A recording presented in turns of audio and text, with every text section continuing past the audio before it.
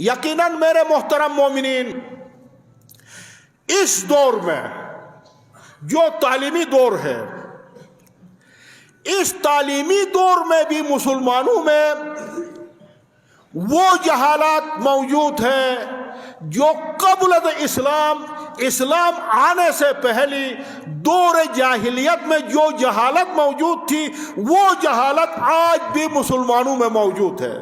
بطور مثال ہم نے دیکھا، آپ نے دیکھا اس تازہ فسادات میں یہ کتنی جہالت ہے۔ دشمن بہت زیادہ اسے کام کرنا نہ پڑے، تھوڑے بہت کم پیسوں سے ایک بندہ کو پیسہ دے دے، دینی مقدسات کا، اسلامی مقدسات کا، مسلمانوں کے مقدسات کا توہین کرا دے، اور اس طرف سے پھر ایک بندہ دو بندوں کو اٹھائے، فتویٰ دلوا دے کہ ایسا کرنے والے قوموں کو قتل کرنا، اس کے ساتھ جہاد واجب ہے، فتویٰ دے دے قتل کرنے کا، مارنے کا۔ یہ کتنا دشمن کے لیے آسان کام ہے۔ اگر ہم اس طرح جناب علی مسلمان ایسی چیزوں میں اگر ہم پھنس گئے تو یہ تو دشمن کے لیے آسان ہے۔ آج نہ صحیح، کل پھر پرسوں، جب بھی چاہے کسی ایک سے جناب علی مسلمانوں کے مقدسات کا توہین کرا دے اور کسی اور کے ذریعے سے کہلوا دے، فتویٰ دلوا دے کہ جناب علی ان کو قتل کرنا ضروری ہے، ان کے ساتھ جہاد کرنا ضروری ہے، اور اس طرح ایک بندہ کی توہین اور ایک بندہ کی فتویٰ کے ذریعے سے مسلمانوں کا خون گر جائے اور سروں سے سایہ اٹھ جائے، بچے یتیم ہو جائے، علاقہ پسماندہ ہو جائے، علاقہ کتنی سال پسماندہ ہو جائے، پیچھے چلا جائے، تعلیم سے رک جائے، اقتصاد برباد ہو جائے، تو یہ تو دشمن کے لیے ایک آسان کام ہے۔ لیکن یہ بات بڑی تشویشناک بھی ہے اور افسوسناک بھی ہے۔ جو ذمہ دار افراد ایسے مقدسات کی توہین کرنے والے اور اس طرح فتویٰ دینے والے، جن کی فتویٰ سے بہت سے مسلمانوں کی جانیں ضائع ہوئی، سایے سروں سے اٹھ گئے، مالی نقصان ہوا، جانی نقصان ہوا، اب ان افراد کو گرفتار کر کے اس خون ناحق کا حساب کیوں نہیں لیا جاتا؟ ان افراد کو گرفتار کیوں نہیں دیا جاتا؟ ان کو نشان عبرت کیوں نہیں بنایا جاتا؟ یہ باتیں قابل فہم بھی ہے اور قابل نافہم بھی ہے۔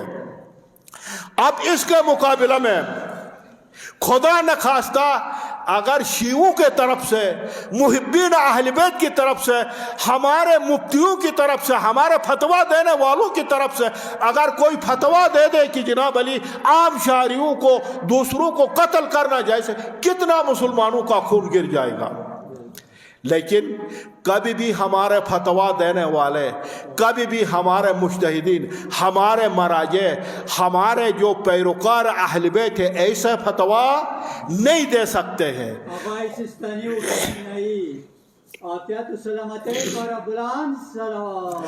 اور صلی علی محمد،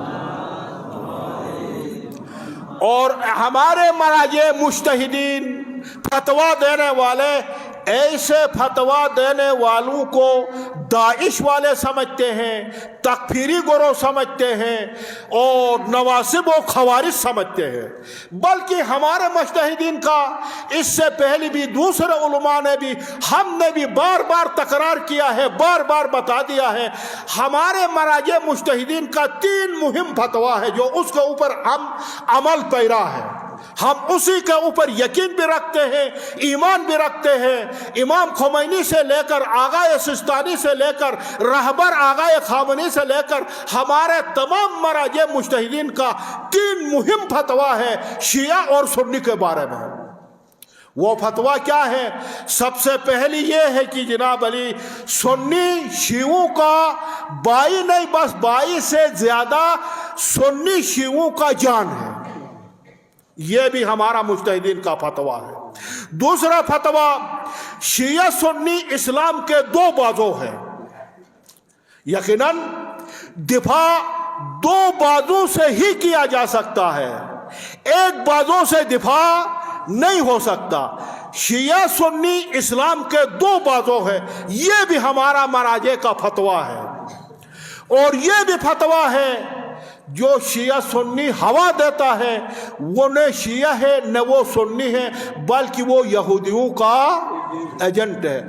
हम इस चीज के ऊपर महकम पुख्ता ईमान भी रखते हैं, यकीन भी रखते हैं। क्यों? इसलिए हम अपने मुज्तहिदीन को 12वां इमाम का नाइब समझते हैं। जिस तरह 12वां इमाम की इताअत को हम अपने ऊपर वाजिब समझते हैं, नाफरमानी नहीं करते, इसी तरह हम अपने मराजे, अपने मुज्तहिदीन के फतवा को मनो अन और जान से तस्लीम करते, उसके ऊपर ईमान रखते हैं। और हम शियों का ईमान यही है, सुन्नी हमारा जान है, हमारे भाई है। सुन्नी और शिया दो इस्लाम के दो बाजू हैं, और जो शिया सुन्नी हवा देता है वो यहूदियों का एजेंट है। ये हमारा पक्का अकीदा है और हम इसके ऊपर अमल पैरा है।